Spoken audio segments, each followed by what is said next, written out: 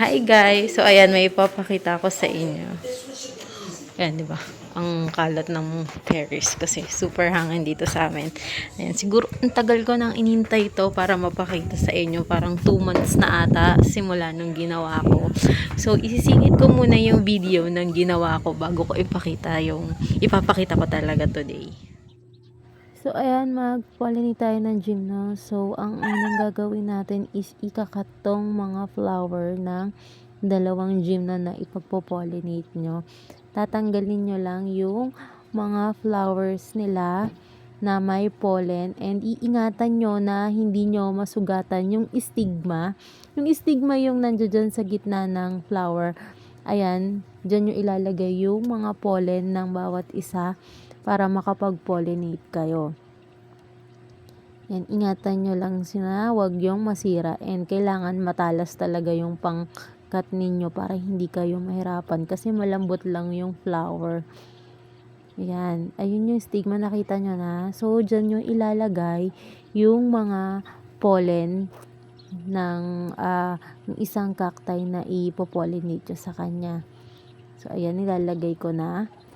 Yan yung isa natin, and then yung isa naman. So after nito, wag ingatan nyo na hindi malagyan ng water tong stigma niya. Itago nyo muna yung cacti na pinollinate nyo, and then observe nyo ng 1 week kung magiging successful yung pollination nyo. Makikita nyo na successful yan kapag tumaba na yung flower buds na yan. So, ayan, nakita nyo na nag-pollinate tayo ng cacti. Ito, isang LB, basta may floppy something and yung T-line.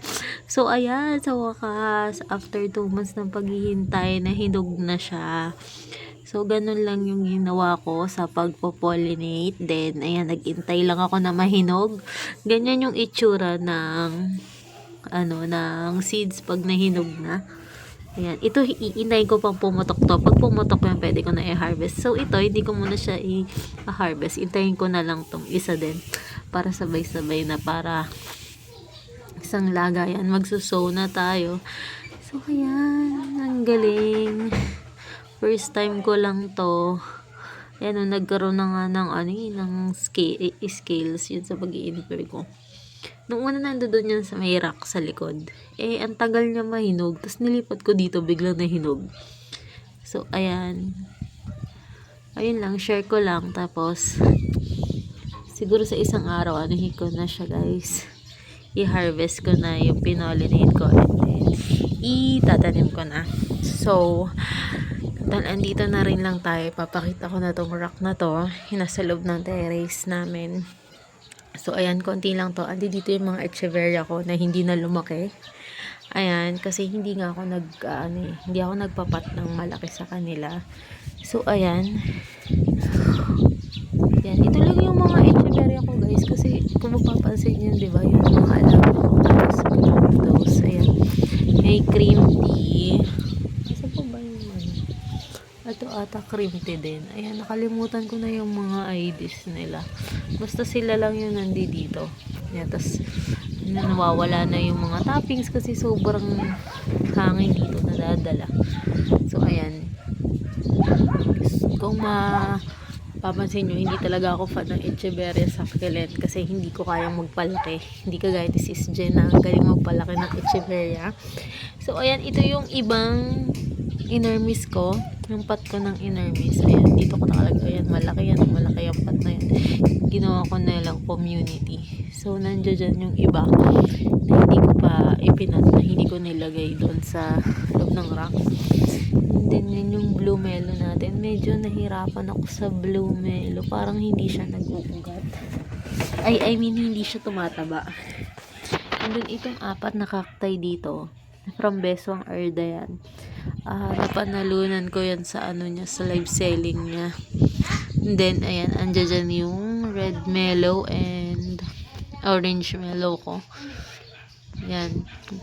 Ang ganda pala nila, no? I mean, ang ganda nila pag hindi nauulanan. Kasi, pag nauulanan kasi yung cup nila.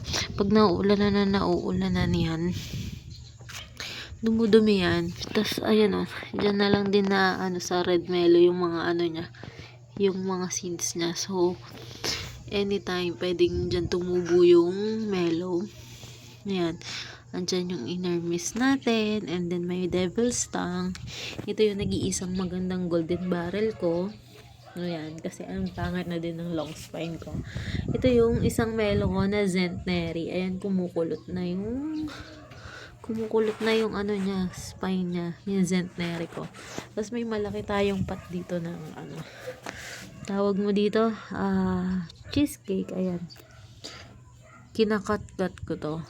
Kasi wala na akong paglagyan nun sa labas. So, ayan, another inner miss.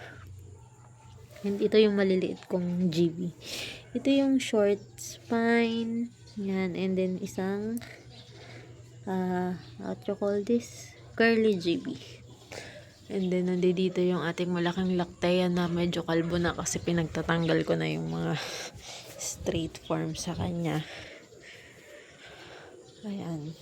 So, yan. Yan lang yung laman dito. Ilalabas ko din yan kapag may space na ako sa labas. For now kasi nag-aayos pa ako ng plants ko kasi nga sabi ko, 'di ba, may iniintay pa akong plant truck. Okay na 'yon. Hindi pa lang naiuwi dito para maayos ko na siya. So, yun lang muna guys. Thanks for watching. Bye.